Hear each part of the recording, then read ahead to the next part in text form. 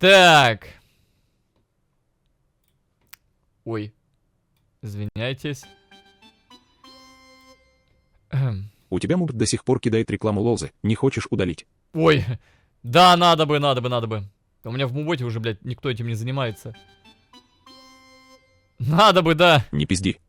Свиноматка из прошлой серии беременной говорила, как ты перед ней на коленях стоял, полировал ей мохнатку. Чего, блядь? Спасибо за 150 рублей. Вот это топ-видео не пожалеешь. На, и что ты мне там скидываешь? Сегодня я притворюсь девушкой, чтобы выяснить, насколько Нью-Йорк безопасен для женщин. Господи, блядь, нет, да, я лучше про Стаса посмотрю. По-твоему, блядь, вот это вот, собственно, вообще не палевно выглядит, да, вот эта девушка? То есть это прям вот 100% девушка, да? То есть если бы я шел по улице и увидел ее, я бы 100% бы сразу поверил в то, что это девушка, блядь. Ну, что это Насколько за Нью-Йорк... постанова ебаная? Где тут нахуй девушка? Мужик переоделся, накачанный.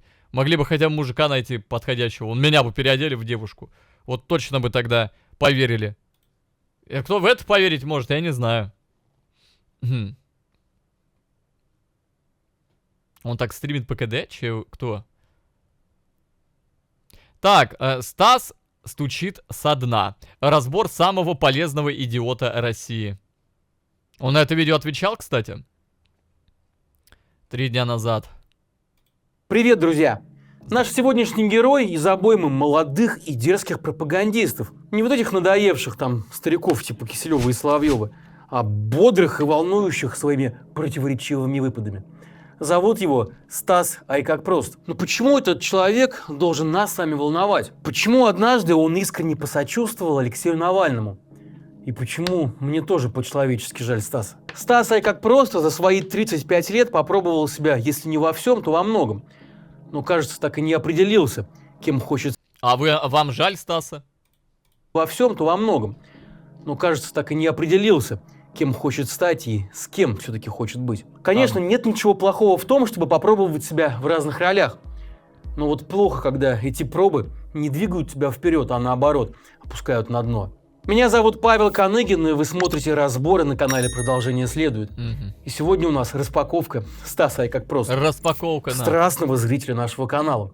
Поговорим о его технических характеристиках и о том, как много он потребляет энергии и как долго еще сможет работать в таком режиме. После его передачи у Соловьева вообще похуй. А до этого типа не похуй было, что ли? Ну ладно.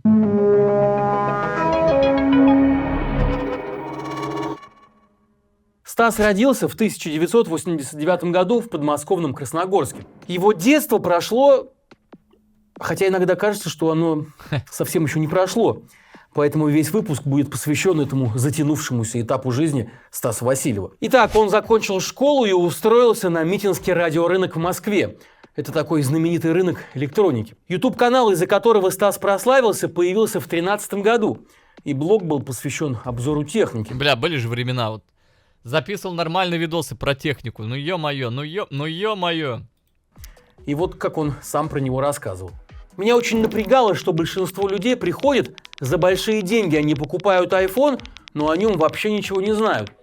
И мне приходилось отвечать изо дня в день на одни и те же вопросы. И тогда я подумал, а почему бы мне не записать один раз в видеоформате, и когда человек ко мне приходит, а я ему такой: вот видеоинструкция на 5-7 минут. И вот сегодня Стас выпускает ролики, бывает, что уже и по 3 часа. Разница только в том, что теперь он уже рассказывает о вещах, в которых разбирается, не больше, чем покупатели айфонов на Митинском радиорынке. Ну, как и я. Ну, конечно же, нельзя не поговорить о новых мирных планах, о 30-дневном перемирии и, конечно же, об обсёре украинской армии в Курской области. Но в свое время в техноблогинге Стас реально преуспел. И в первую очередь благодаря тому, что нашел свою собственную манеру, был открытым и эмоциональным. Не пытался строить из себя заумного эксперта, а скорее воспринимался как хороший приятель. Такой простой парень, к которому всегда можно обратиться, если ты не знаешь, зачем эта кнопочка. И вот на момент блокировки его основного YouTube-канала в 2022 году у Стаса было почти 1,5 миллиона подписчиков. В 2018 году мир техноблогинга стал явно тесен для Стаса, и он стал перепридумывать то, что и так хорошо работало. то есть себя самого. Например, на его канале появилась рубрика «Стас бомбит». И вот бомбило у Стаса в первую очередь от продажных блогеров. Один из первых громких скандалов, которые он устроил, Соболев или кто там? Моргенштерн? все еще касался профильной темы. Объектом нападок был самый популярный российский техноблогер Вилсаком. Ага. Стас обвинил коллегу в том, что тот делает джинсу, то есть хвалит гаджеты за деньги. Ну а еще в том, что забирает себе рекламодатель. Теперь, блядь, этот хвалит власть за деньги. Вот представляете, да, типа, как это смешно. Вилсаком плохой, потому что хвалит технику за деньги. Этот придурок, блядь, за деньги теперь сами знаете, что делает. Вот сучонок, блядь. И подговаривает их не сотрудничать с самим Стасом, из-за чего тот не досчитывается контрактов и, соответственно, денег. Одно из профильных А сам изданий теперь доносчиком стал. тогда разобралось в ситуации и фактически полностью оправдало Вилсакома. Ну а Стаса же, наоборот, уличили во лжи. Но Стас продолжает обвинять коллег в продажности и в некоторых случаях небезосновательно. Досталось, например, и известному блогеру Николаю Соболеву за то, что тот записывал ролики по заказу московской мэрии и вообще слишком часто менял позицию. Ну а потом Стас так сильно возненавидел стендапера Данилу Поперечного, что записал даже целый музыкальный альбом, посвященный дисам на этого комика. И, кстати, у Стаса была даже своя музыкальная группа, называется The Vepri, которую сложно назвать самостоятельным музыкальным Это сложно назвать музыкой, в принципе. проектом, ну, потому что скорее это было такое мероприятие по поддержке собственного блога, Блядь, что это за кринжуха? ну а также медиасрачи, которые в нем возникают. В 2020 году Стас начал войну с мегапопулярным тогда Моргенштерном, посвятив ему 2-часовое видео, где, среди прочего, назвал Алишера кремлевским рэпером. И тут Да. Ладно, сучара, меня порвало с этого аука. В таких ауках весело участвовать. Только не пристарайся, а то будешь как Россия вечно с колен подниматься. За такие бабки? Да хоть каждый день. Ха-ха-ха. Спасибо за 150 рублей, аноним.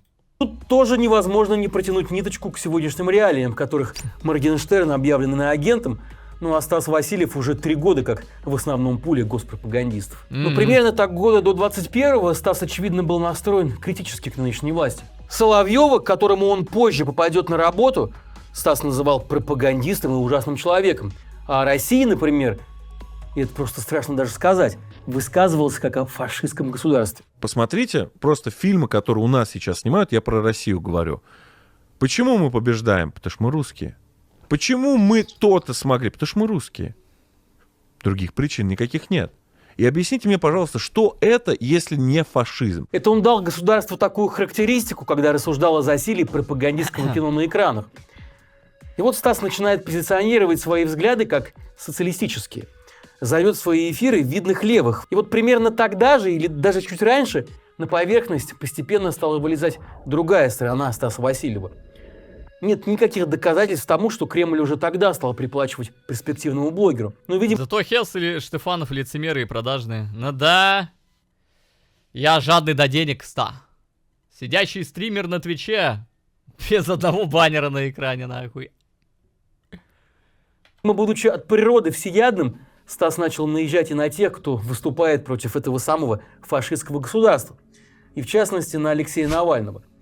На самом деле Ну, кстати, обещал выпустить какое-то там расследование или разоблачение на Алексея Навального. ситуация была довольно безобидная по нынешним временам. В одном из своих роликов Стас высмеял оппозиционера. Якобы тот похвастался, что прочел за время своей очередной отсидки в СИЗО 60 книг за 30 дней.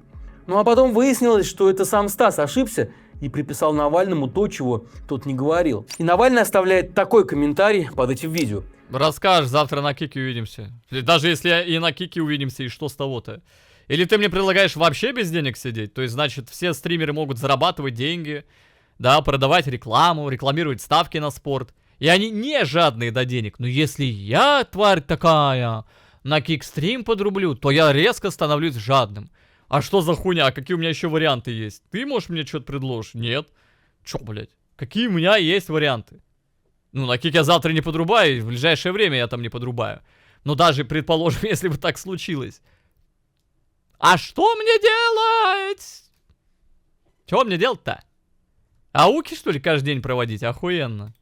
Какое же лживое, тупое трепло. Вот, тут согласен. Обидно за ночной дозор. Подскажите, я опоздала на стрим, а будет реакция на русскую зиму там про тебя? Какая еще русская зима, нахуй? Спасибо за 150 что это рублей. сам Стас ошибся и приписал Навальному то, чего тот не говорил. И Навальный оставляет такой комментарий под этим видео. Какой же... Да ебаный насрав, бля. Самое интересное, как Аляша, житель Канады и подруга Дианы Дисимон, уже не житель. менеджера Братишкина, говорит о дружбе со Стасом. Типа он такой хороший, не очерняет русских, ссылка. Ты, братан, опоздал. Она уже давно в Канаде не живет. Она где-то в УАЭ или где-то там, я не знаю где, короче. Чел, зря ты скипнул тот видос про девушку в Нью-Йорке, про который чел из чата скинул. Там, если посмотришь, то там бомжи реально верили в то, что он девушка. Посмотри хоть половину ебаный рот Екатерины Мизулины. Дюкс, спасибо тебе за 150 рублей. Ну, может быть. Скорпиус, спасибо тоже. За переподписку. И Тайрау, спасибо тоже за переподписку. И, да. Гулливерка и так далее, да, спасибо. Яна, Сигма Гой, Полина Лу. Донаты выруби. Ага, сейчас, блядь. Что прочел за время своей очередной отсидки в СИЗО 60 книг за 30 дней. Ну а потом выяснилось, что это сам Стас ошибся и приписал Навальному то, чего тот не говорил. И Навальный оставляет такой комментарий под этим видео. Какое же лживое, тупое трепло этот авторолик. Я не буду тут давать оценку таким непарламентским выражениям. Как было, так было.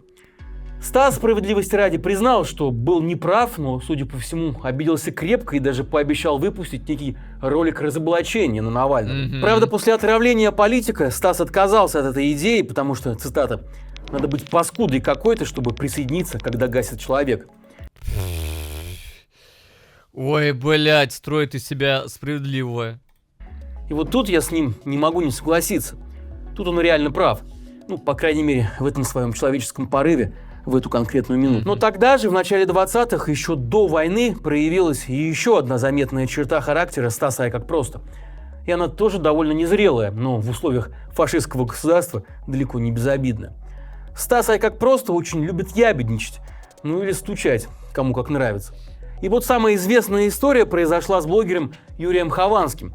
Наверное, многие из вас помнят, что в 2021 году он находился под стражей за оправдание терроризма. И настучал на него тогда, пусть и не напрямую, именно Стас Васильев.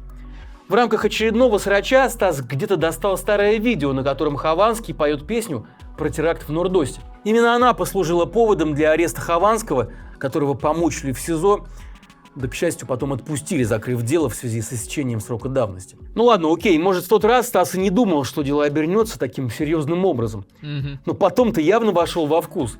И вот ощущение, что Стасу понравилось, что его прежде бессмысленные перебранки вышли в офлайн и стали влиять на реальную жизнь.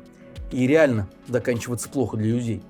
После начала большой войны он стучал уже на регулярной основе.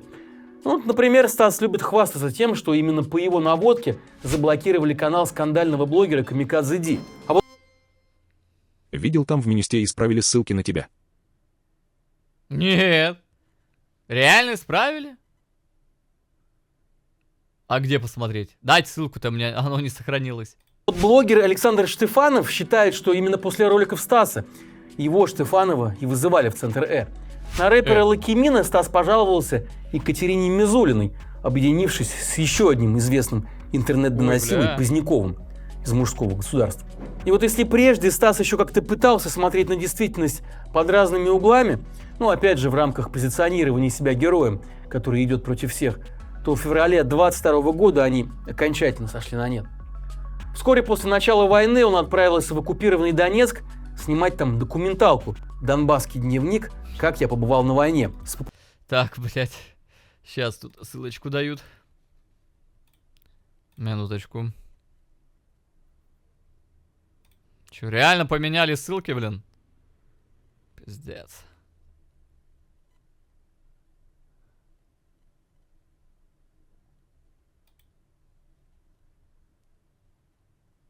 Так, стопы. Губанов. Бля, реально кик исправили. Вот суки, блядь. Так. А вот эту хуйню они почему оставили тогда? Так у меня кика этого нет. Чё они, блядь, исправили, если я сейчас перейду по этой ссылке?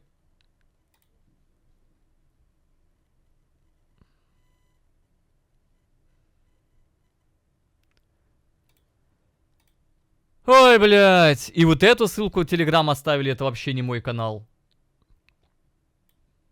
Чё еще? Хесу Стрим тоже не мой канал, блядь. По сути, это не мой канал.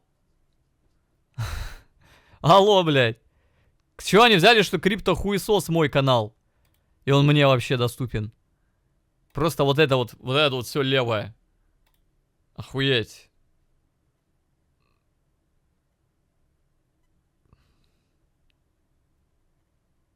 Не, ну, ладно. Мне же лучше, пусть тут левая хуйня будет какая-то. Популярным тогда Ты его спамил в чате, и чё, я много чего рекламировал себя на стриме. Давайте все туда тогда ссылки добавим, которые я в чат скидывал. Все мое. Я Old Spice когда-то рекламировал. Тоже моя компания, наверное, теперь, да? Давайте тоже туда засуньте. Что я там еще рекламировал? Best Change тоже моя компания. LOL Steam тоже мое. Все туда нахуй. Все. Да. среди пропагандистов сюжетом о том, как 8 лет бомбили Донбасс. Документалка, откровенно говоря, получилась слабая. Ну, с фактическими ошибками и довольно заметными искажениями. И более того, именно из-за этого фильма в конце 2022 года YouTube заблокировал Стасу все его каналы. Но после этого Стас уходит на отечественные аналоги, которые уже через 2 месяца называет говном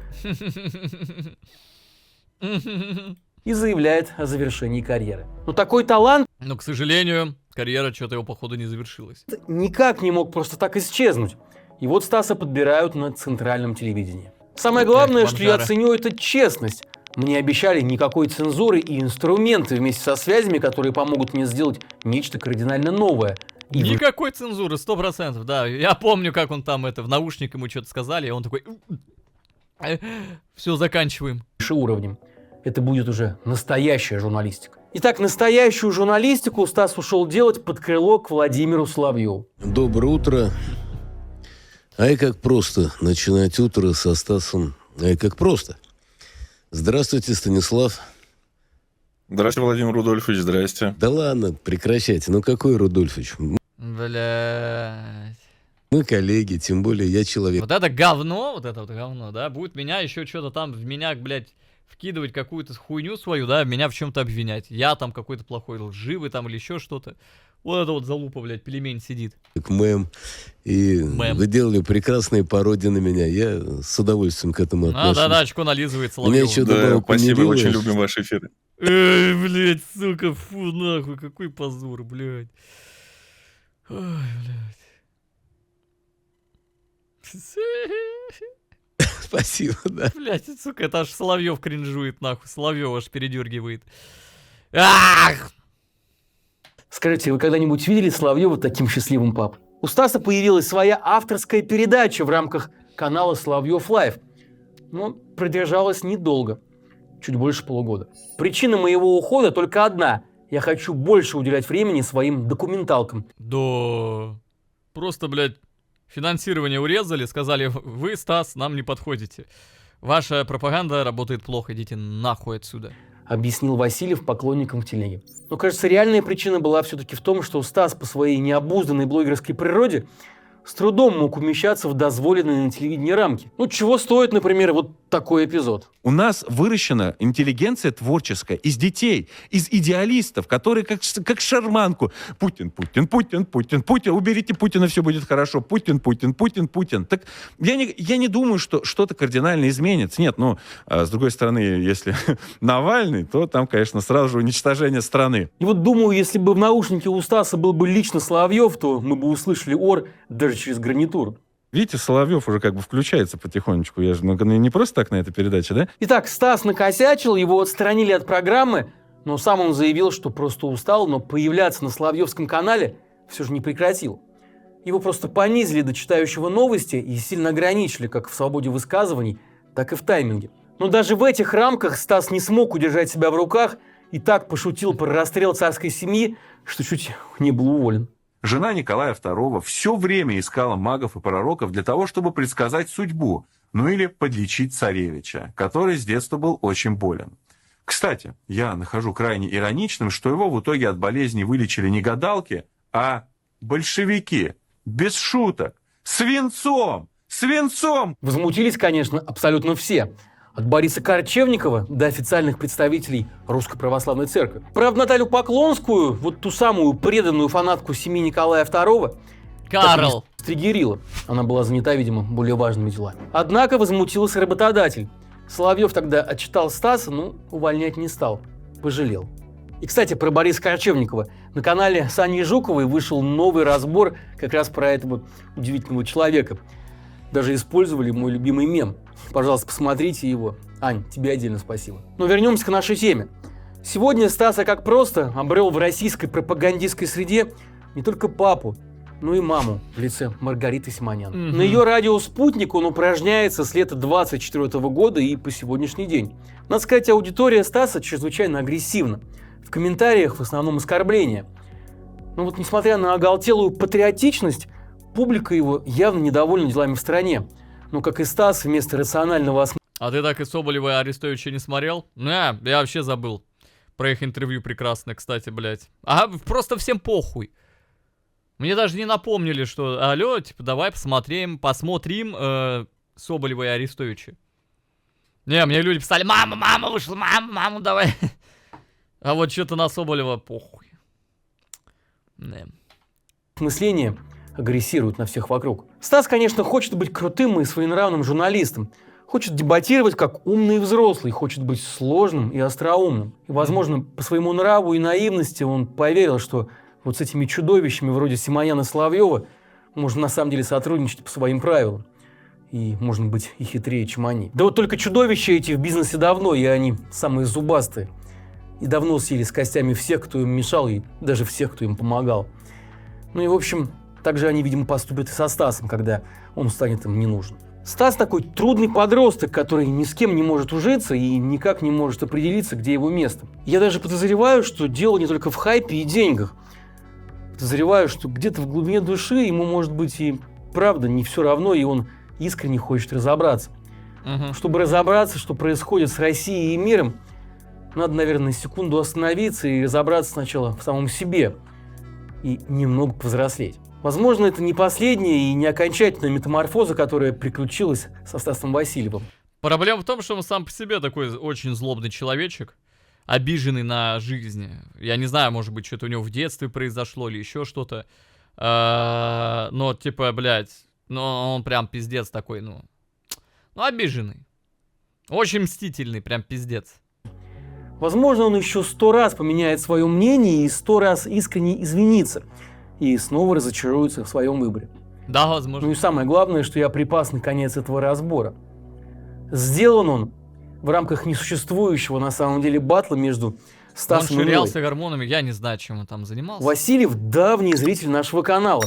Да? Привет, Стас. Мы как-то делали видео про блокаду Ленинграда, и в нем задавались вопросом, какой ценой отстояли этот город советские войска и Стас, ты еще тут? сталинская власть. И вот в ответ Стас разразился своим эксплейнером в 3 раза длиннее по времени. Было там и вот такое, например. Это надо быть по-настоящему независимым либеральным блогером. Вот этот самый кадр должен войти в учебники. В учебники по психиатрии, ведь это буквально горделивая поза больного шизофрении. Ну что, Стас, продолжение следует?